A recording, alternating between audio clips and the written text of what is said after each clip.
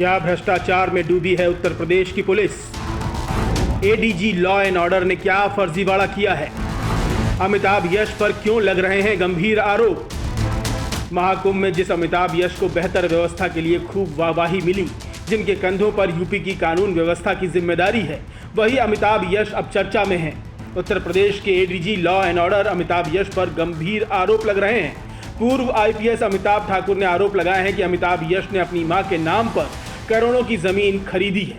ADG law order Shri Amitabh Yash की मां के नाम विगत 3 वर्षों में लगभग 17 करोड़ रुपए में लगभग 13 हेक्टेयर अर्थात 52 बीघा जमीन अयोध्या, बस्ती और गोंडा जिले में क्रय किए जाने और इनमें श्री अमिताभ यश की भूमिका के संबंध में गृह मंत्रालय भारत सरकार को पत्र लिखकर समुचित कार्रवाई की मांग की है।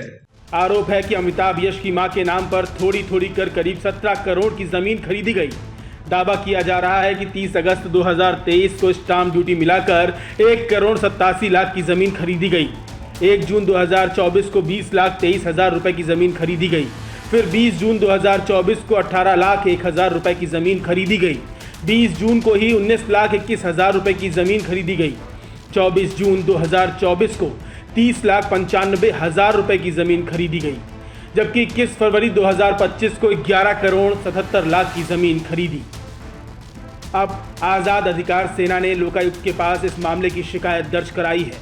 अमिताभ ठाकुर का आरोप है कि अधिकारियों को भी इस बारे में सूचना दी गई थी, लेकिन अधिकारियों के स्तर पर कोई कार्रवाई नहीं की गई।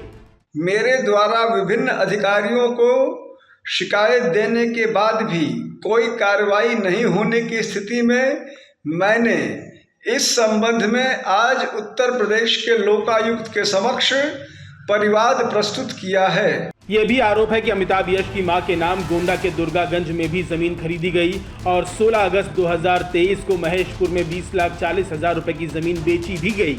ये पूरा सौदा करीब 52 बीघा जमीन का बताया जा रहा है। हालांकि आरोपों में कितनी सच्चाई है ये अभी स्पष्ट नहीं है। बहरहाल अमिताभ ठाकुर के बयानों के बाद ये मुद्दा चर्चा में जरूर आ गया है। न्यूज़ कोरिडोर्स आप हमें YouTube पर, Instagram पर, X पर और Facebook पर फॉलो कर सकते हैं।